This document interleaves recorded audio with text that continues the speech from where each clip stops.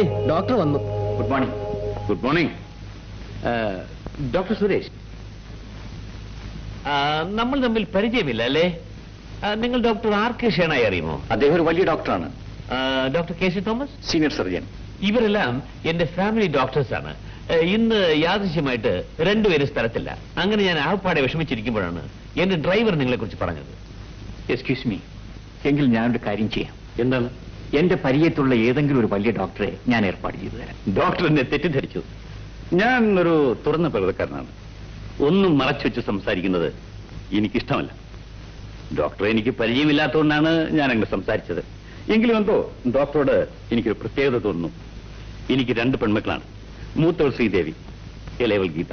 ചേച്ചി രാവിലെ ബാഡ്മിന്റൺ കളിച്ചോണ്ടിരുന്നപ്പോ തലയിറങ്ങി വീണു. കേട്ടോ, രാവിലെ നടന്ന സംഭവമാണ്.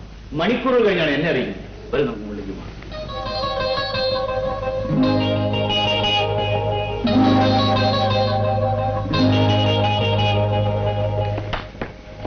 ഡോക്ടർ, ഇതാണ് ഡോക്ടർ, എന്റെ മകൾ.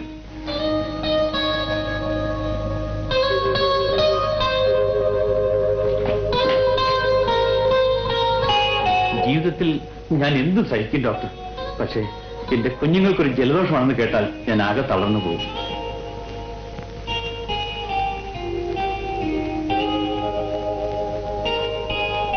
ഒന്നും ഭയപ്പെടാനില്ല. മകൾക്ക് അല്പം ക്ഷീണം മാത്രമേ ഉള്ളൂ. ഞാൻ ഒരു ഇഞ്ചക്ഷൻ കൊടുക്കാം. ഇഞ്ചക്ഷൻ വേണ്ട ഡോക്ടർ, അവൾക്ക് വേദന എടുക്കും. ഇപ്പൊ മറ്റെന്തെങ്കിലും മരുന്ന് കൊടുത്താൽ. അച്ഛാ,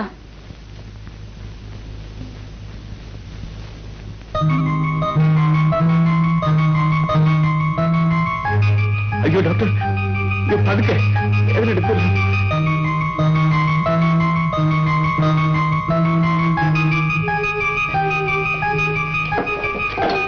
ഞാനൊരു മരുന്ന് എഴുതിത്തരാം, അത് വാങ്ങിക്കൊടുത്തേച്ചാൽ മതി. ഡോക്ടർ, എന്റെ മകളുടെ അസുഖം ഒരു നിമിഷം കൊണ്ട് മാറ്റാൻ കഴിവുള്ള എന്തെങ്കിലും മരുന്നുണ്ടോ? 1,00,000 രൂപയിലും ഞാൻ മേടിക്കാം. അതിന്റെ ഒന്നും ആവശ്യമില്ല. ഇതാ, ഇനി ചേച്ചി സുഖമായിട്ട് ഉറങ്ങിക്കൊള്ളും. പക്ഷെ ആരും ശല്യപ്പെടുത്തരുത്.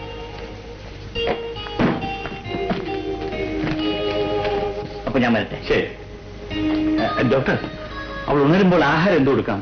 ബോൺവിറ്റായോ ഹോർലിക്സോ? പൊടിയരി ഉണ്ടെങ്കിൽ അല്പം കഞ്ഞി വെച്ച് കൊടുത്താൽ മതി.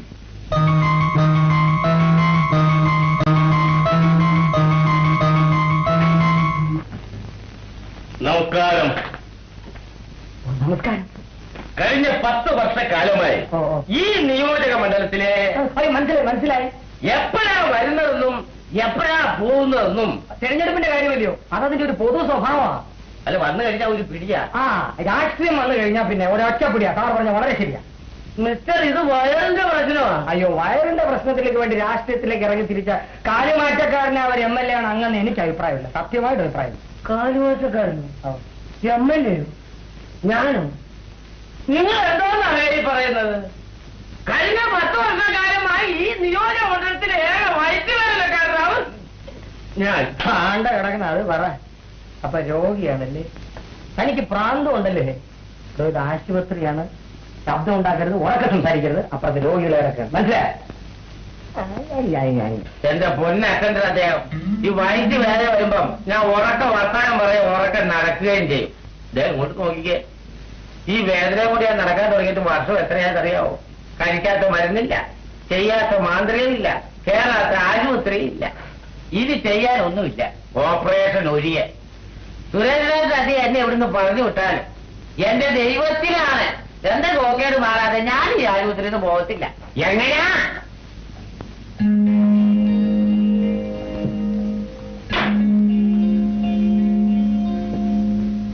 ഡോക്ടർ, 35-ാം നമ്പർ ബെഡിലെ രോഗിയുടെ കേസ് ഷീറ്റ്. ഈ രോഗി ഡോക്ടറെ കാണാൻ പോകും. പോകുമ്പോ എന്നെ ഒന്ന് കണ്ടിട്ട് പോകണം. അടുത്ത് വരും. ഛർദിൽ ഓർക്കാനും മറ്റുണ്ടോ? ഉണ്ടോന്നോ? 7 പ്രാവശ്യമാണ്. 7 പ്രാവശ്യം. ഇവരൊന്നുമല്ല, എന്നെയാണ് തിരുവനായി കൊണ്ടുപോയ ഛർദിപ്പിച്ചത്. എങ്ങനാ? ഈ സുഖക്കേട് പിടിപെട്ട് വളരെക്കാലമായതുകൊണ്ട് ഭേദമാകാൻ അല്പം താമസിക്കും. തൽക്കാലം ഞാൻ ഒരു മരുന്ന് എഴുതിയിട്ട് അത് കഴിക്കുക. പിന്നെ ചിലപ്പോ ഒരു ഓപ്പറേഷൻ വേണ്ടി വരും. അതുവരെ കൃത്യമായി വീട്ടിൽ നിന്ന് ഈ മരുന്ന് കഴിക്കണം. അയ്യോ, അങ്ങനെ പറഞ്ഞാൽ പറ്റത്തില്ല. ഞാൻ പോകാനായിട്ട് വന്നതല്ല. ഡോക്ടർ എന്നെ ഇവിടെ കിടത്തി ചികിത്സിക്കണം. അങ്ങനെ അറിയാൻ പാടില്ല. ഇതാ അവൻ വന്നാലുണ്ടല്ലോ മറ്റവൻ ബൈക്ക് വേദന എന്നെ കൊണ്ടേ അങ്ങ് പോകത്തുള്ളൂ. അതുപോലെ തന്നെ ഓപ്പറേഷൻ അത് ഞാൻ മരിച്ചാലും സമ്മതിക്കത്തില്ല. രാഘവനെ ഇവിടെ കിടത്തി ചികിത്സിക്കേണ്ടതാണെന്ന് എനിക്കറിയാം. പക്ഷെ തൽക്കാലം ഇവിടെ ബെഡൊന്നും ഒഴിവില്ല. ഒഴിവരുമ്പോ ഞാൻ അറിയിക്കാം. ഇപ്പൊ ഈ മരുന്നുകൊണ്ട് കഴിക്കും. ബെഡ് ഒഴിവരുമ്പോ ഞാൻ അറിയിക്കും. ശരി, പോയിക്കോളൂ. ഈശ്വരാധീനം നമുക്കുണ്ടച്ച. അതല്ല മോളെ, ആദ്യം ഞാനും വല്ലാതെ സംഭ്രമിച്ചു പോയി. ഡോക്ടർ സുരേഷിനെ കുറിച്ച് എനിക്ക് അത്ര വലിയ വിശ്വാസമൊന്നുമില്ലായിരുന്നു. പിന്നെ ഞാൻ നമ്മുടെ ഡോക്ടർ RK ഷേണായി ഫോണിൽ കോൺടാക്ട് ചെയ്തു. ലേറ്റസ്റ്റ് മരുന്നുകളൊക്കെയാണ് എഴുതി തന്നിരിക്കുന്നത് എന്ന് പറഞ്ഞതിന് ശേഷമായി എനിക്കൊരു മനസ്സമാധാനമായത്.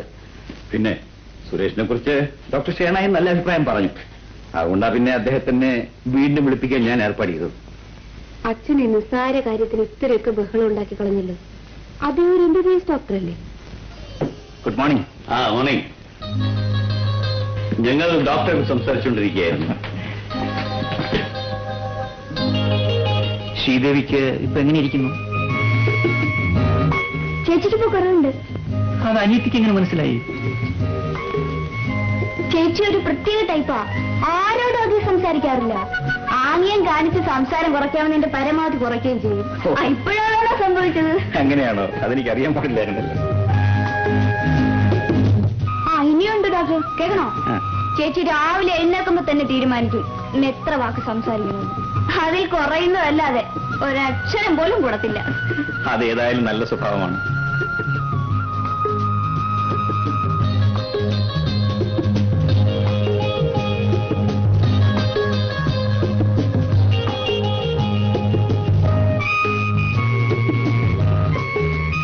ഇനി ഇഞ്ചക്ഷൻ വേണ്ട, മരുന്ന് കൊടുത്താൽ മതി. അപ്പൊ ഞാൻ വരട്ടെ.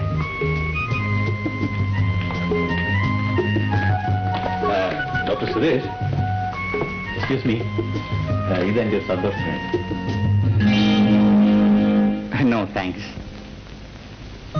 എന്തെങ്കിലും വിശേഷമുണ്ടെങ്കിൽ അറിയിക്കണം. ചേച്ചി, പണം കൊടുത്ത് ആരെയും വിലയ്ക്ക് വാങ്ങാമെന്നായിരുന്നല്ലോ അച്ഛന്റെ തത്വശാസ്ത്രം. അതേതായാലും പൊളി. അച്ഛൻ കൊടുത്ത പണം ഡോക്ടർ വാങ്ങിയില്ല.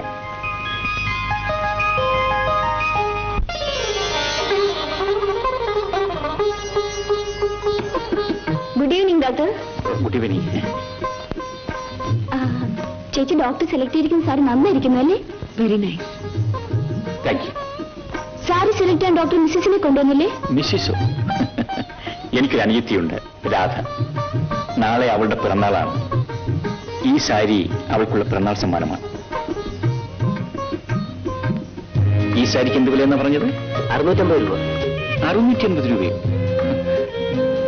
150 രൂപയ്ക്ക് ഒരു സാരി കാണിച്ചില്ലേ? എനിക്കത് മതി. അത് തന്നെ പാക്ക് ചെയ്തേക്ക്. ഡോക്ടർ, ഈ 650 രൂപയുടെ സാരിയല്ലേ നല്ലത്? വിലയും വളരെ നന്നായിരിക്കുന്നു. ശ്രീദേവിയുടെ ക്ഷീണമൊക്കെ മാറിയോ? ഞാൻ വരട്ടെ.